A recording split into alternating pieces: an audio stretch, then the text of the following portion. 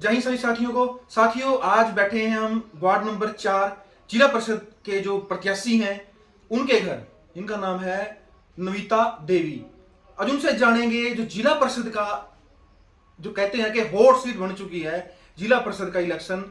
हर candidate, अब हर party ने अपना कैंडिडेट उतारा हुआ है और मैं सीधा लेके चलता हूं नविता देवी जी के पास।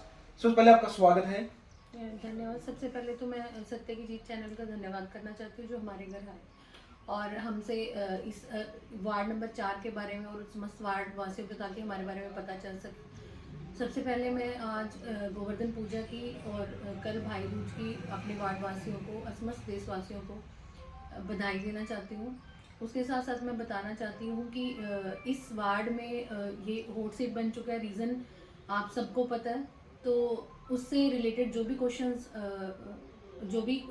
हैं, जो भी प्रश्न हैं, उसके मैं उत्तर आपको देना चाहूँगा। अभी इलेक्शन लड़ना, जिला परिषद का छोटा इलेक्शन है, एक हाफ एमएलए कह देते हैं ना कि वो उस तरह की सीट बन चुकी है। तो क्या निर्णय, किस तरह का रुझान और सॉरी जिस तरह के मतलब जब आप वार्ड टू वार्ड जा रहे हैं, डोर टू डोर जा रहे हैं, किस तरह का रुझान आपको मिल रहा है? देखिए, क्योंकि ये राजनीति जो है वो शुरू से ही हमारे परिवार के बहुत सारे लोग हैं, बहुत सारे मेंबर हैं जो शुरू से ही करते हैं। तो ये एक दिन का नहीं है या आज ही शुरू नहीं हुआ है। ये पिछले इलेक्शन में भी हम जो है हमने इलेक्शन लड़ा था। मेरे मतलब जो भाई हैं उन्होंने इलेक्शन लड़ा था और वो सिर्फ कुछ एक वोट से उनका पीछे रहा था। तो इस बार भी इसलिए हम लोगों ने सोचा कि हम लोग इस इलेक्शन में हमें खड़ा होना चाहिए और राजनीति, जो देश की राजनीति है, उसको आगे बढ़ाना। निर्णय कैसे हुआ इलेक्शन लड़ने का कि एक लेडीज रिजर्व है ये, तो आपका ही निर्णय कैसे हुआ इलेक्शन लड़ने का? तो जैसे मैंने आपको बताया कि एकदम आज का डिसीजन नहीं है, डिसीजन बहुत पहले का लिया हुआ है। पर क्योंकि इस बार ये रिजर्व हो गई सीट लेडीज के लिए, तो इसलिए ये इलेक्शन का लड़ना हमारे लिए जरूरी होगा। किस तरह, जैसे आप डोर टू डोर जा रही हैं, किस तरह की लोगों की समस्या है जो आपके सामने आ रही है? देखिए, जो एग्जिस्टिंग कैंडिडेट है, एग्जिस्टिंग मेंबर है ऑलरेडी, जो जिला परिषद के मेंबर हैं हमारे वार्ड से, तो वो उनका हमें कहीं भी धरातल पे कहीं भी काम दिखाई नहीं दे रहा है जी। तो इसलिए हम लोगों ने सोचा कि जो लोगों की समस्याएं, जो मूलभूत समस्याएं हैं, उनको दूर करने के लिए हमें आगे आना चाहिए। क्योंकि आप किसी से भी जाके पूछ लो, वार्ड में लोगों का यही रुझान रहा है कि कभी भी उन्होंने आके गाँव का दौरा नहीं किया, कभी भी उन्होंने जाके लोगों से उनकी जो मूलभूत समस्या है उनके बारे में नहीं पूछा। सिर्फ वोट मांगने जाते हैं, उसके बाद कोई वोट मांगने के बाद उन्होंने कभी भी जाके ये नहीं पूछा कि क्या क्या आपकी समस्या है। जैसे जिला परिषद हमारा जो है ये पंचायती राज एक्ट अंडर 1978 आता है, हरियाणा में 1992 में पास हुआ था। तो उसके बाद इसमें जो है अभी 2017 में अमेंडमेंट भी हुआ है, जिसमें हमारे जो स्कूल्स हैं उसमें भी हमारा डेकोरेशन का काम, यानी कि जो और मिड डे मील का काम, इनके अंदर हम जा सकते हैं। लाइब्रेरी में जा सकते हैं, लाइब्रेरी की सुविधा उपलब्ध करा सकते हैं। हमारा जो यूथ है उसके लिए काम कर सकते हैं। बस क्यू शेल्टर्स इंक्लूड कर सकते हैं। बट ऐसा कुछ भी आप अगर आप देखोगे जाके, तो ऐसा कुछ भी किसी भी स्कूल में चले जाओ आप अपने इस वार्ड के, तो आपको कहीं नहीं मिलेगा कि वो उन्होंने कहीं विजिट किया है, कहीं दौरा किया है या उन्होंने किसी भी समस्या का हल किया। दौरा तो तब करेंगे ना कि किसी को कानून पता होगा। जितने कानून भाभी ने हमें बता दी, शायद इतने कानून किसी भी जो भी इलेक्शन लड़ रहे हैं दोनों को नहीं पता होगा। तो भाभी, यदि आपको परमात्मा का आशीर्वाद होता है और वार्ड आवासी आपको आशीर्वाद देते हैं और आप ऐसे बन जाते हैं, सबसे जैसे कहते हैं जब इलेक्शन लड़ने की डिस्कशन होती है ना, हाँ इलेक्शन जीतेंगे, जीतने के बाद पहला कदम क्या होगा? सबसे पहला तो मेरा युवाओं के लिए कदम होगा कि हमारे एरिया में, इवन सिर्फ वार्ड में नहीं कह रही हूँ, हमारे एरिया में एक भी लाइब्रेरी नहीं है। तो हमारे एरिया के, इस एरिया के जितने भी लोग हैं या जितने भी युवा हैं, सबसे बड़ी बेसिक प्रॉब्लम उनकी क्या है कि उनको ये सुविधा नहीं मिल पाती कि वो जाके पढ़े कहाँ।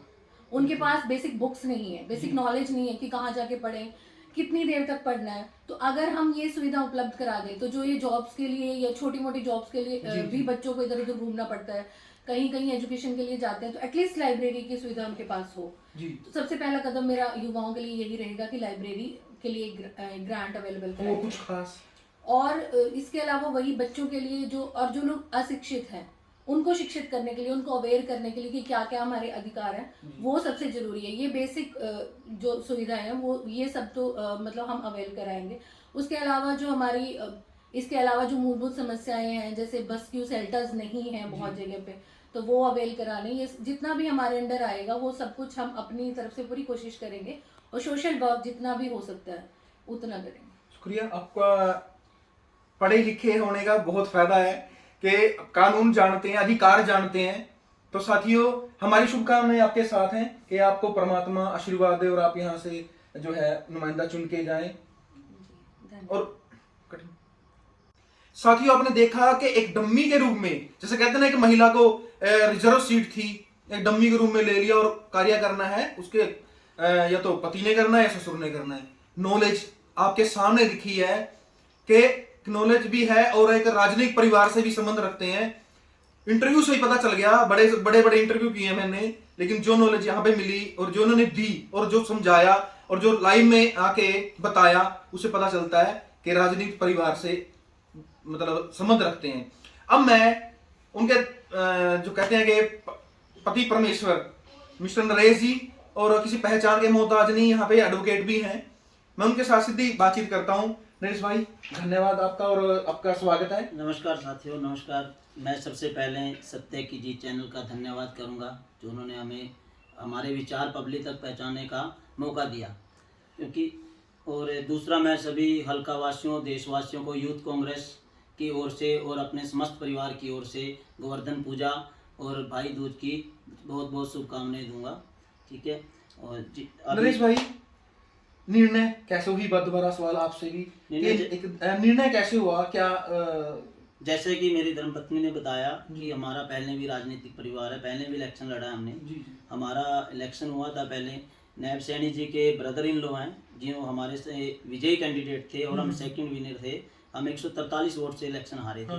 ठीक है। और आपको भी पता है, हल्के को भी पता है कि जब इलेक्शन की सिचुएशन क्या थी और हमारे इलेक्शन की रिकाउंटिंग हुई थी। मे भी शायद पहली बार किसी उसमें हुआ था, उस टाइम एक ही सीट थी जहाँ पे रिकाउंटिंग हुई थी। ठीक है। और रिजल्ट तो आपके सामने था, रिजल्ट वही था जो रिजल्ट पब्लिक का था, हमें मंजूर था।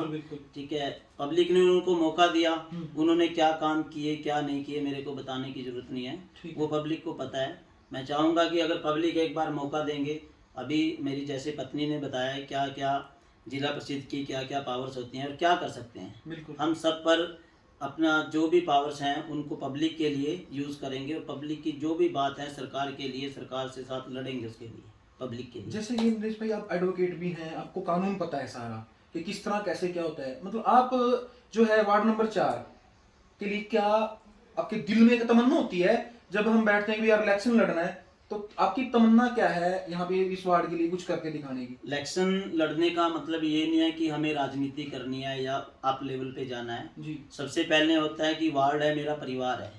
एक परिवार अपना एक मुखिया चुनता है। अगर परिवार मेरे को अपना मुखिया चुनता है तो मैं अपने परिवार के जैसे अपने बच्चों की देखभाल होती है उस तरह से प्रकार की सेवा करूँगा। और जो भी वार्ड की जो भी, जैसे वार्ड में हमने डोर टू डोर मैं कर रहा हूँ, मेरी मिसेज नहीं जा पा रहे, उसका रीज़न है क्योंकि वो प्रेग्नेंट है। ठीक है। और वार्ड में जैसे मैं जा रहा हूँ, गलियों का, एजुकेशन का, बच्चे बेरोजगार हैं, बेरोजगार बच्चे हैं, वो क्या करते हैं, एक ग्रुप बनाते हैं और इकट्ठे बैठते हैं और नशे की आदतों में डल जाते हैं। अगर उन्हें अच्छी एजुकेशन मिलेगी, जैसे अभी वाइफ ने बताया मेरी कि लाइब्रेरी की सुविधा हो जिससे वो पढ़ सकें। और क्योंकि क्या होता है, कुछ बच्चे गरीब होने की वजह से नहीं पढ़ सकते हैं क्योंकि उनको फैसिलिटी नहीं मिलती, बुक्स नहीं मिल पाती, अच्छी कोचिंग सेंटर नहीं जा सकते। अगर उनको वो एजुकेशन यहाँ मिलेगी तो वो काबिल बनेंगे। अगर वो ग्रुप छोड़ेंगे वो तो नशे छोड़ देंगे।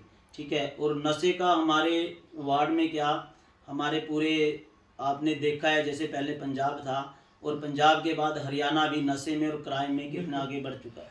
नरेश भाई, जैसे आप डोर टू डोर जा रहे हैं, सिर्फ सबसे बड़ी समस्या आपको क्या लगी, नजर आई यहाँ पे कि जो अब तक सरकार ने पूरी नहीं कर पाई? सरकार ने, मैं तो मानता हूँ कि कुछ पूरा किया ही नहीं। क्या किया है सरकार ने? अभी इलेक्शन है, 2 साल ऐसे निकाल दिए। ठीक है। और सरकार में हमारे कैंडिडेट हैं, किसी भी जिला परिषद में देख लो, चेयरमैन साहब रहे हैं जो अभी हमारे पार्षद हैं जो जहाँ के चेयरमैन थे, उन्होंने किसी भी गांव का कोई दौरा नहीं किया, किसी गांव में जाके नहीं पूछा कि क्या समस्या है। मेरा गांव देख लीजिए आप, जो फैसिलिटी आती है मेरे गांव में आज तक 5 साल हो गए, 2 साल इलेक्शन डिले है, 7 साल में एक बार भी ना तो यहाँ पे विधायक जी आए हमारे जो सुमन सैनी जी के घर वाले हैं, MP जी हमारे, क्योंकि विधायक जी कांग्रेस के हैं, उनकी मैं बात नहीं कर रहा, मैं बीजेपी के जो हमारे एमपी साहब हैं, और पहले सरकार उनकी है, पहले वो विधायक रहे ना 5 साल में, पहले उन्होंने दर्शन दिए और ना अब दिए। आजकल मैडम आए हैं, मैं कटाक्ष नहीं करूंगा किसी पे, अब मैडम इलेक्शन लड़ रहे हैं, इलेक्शन लड़ना सबका राइट है, ठीक है। तो वो क्या कर रहे हैं, आज हर गांव में जा रहे हैं। मैं ये कह सकता हूँ कि हमारे वार्ड के 35 गांव हैं, मेरे को बताए कोई कि उन्होंने 35 गांव में कब दौरा किया और 35 गांव में क्या क्या चल रहा है, किस हाल पे है, कभी पूछा है, कभी क्या किया क्या नहीं किया, कुछ नहीं किया। नरेश भाई इस बात पे एक बात है कि जहां मोदी जी हमेशा भाषण देते हैं परिवारवाद पे, उसमें क्या कहेंगे? मैं तो यहाँ पे कहूंगा कि पत्नीवाद भी आ चुका है, परिवार तो दूर है, भतीजावाद की लड़ाई होती थी, पत्नीवाद आ चुका है। पहले सालावाद था, इस बार पत्नीवाद है। मेरे वार्ड का हाल है, मैं किसी दूसरे वार्ड की बात नहीं करूंगा क्योंकि मेरा घर है, मेरा परिवार है, तो आपके सामने है। और क्या मतलब निवेदन करना चाहिए? मैं तो पब्लिक से, जनता से एक ही निवेदन करना चाहूंगा, देखो आज मैं कुछ नहीं हूँ, जीरो हूँ। अगर पब्लिक मेरे को आशीर्वाद देगी, सपोर्ट करेगी, वोट देगी, तभी मैं पब्लिक की किस हालात पे पब्लिक है हमारी, सड़कों पे क्या हाल है, गलियों का क्या हाल है, स्कूल का क्या हाल है, या जिला के अंडर जो भी आती है सुविधाएं, उनका क्या हाल है, उनको मैं तभी जाके सरकार के आगे रख सकता हूँ और तभी सरकार से लड़ सकता हूँ अगर पब्लिक मेरे को वोट देगी।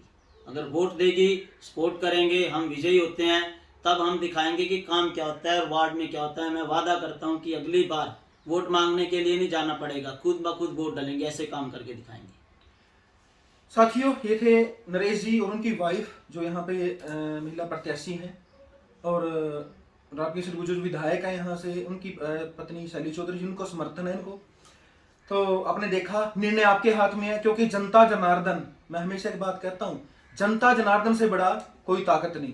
यदि अपनी पहचान, अपनी ताकत पहचाने तो बहुत कुछ हो सकता है। नेक को चुने, ईमानदार को चुने। मैं तो इन्हीं शब्दों के साथ आपका धन्यवाद करना चाहता हूँ। शुक्रिया, जय हिंद।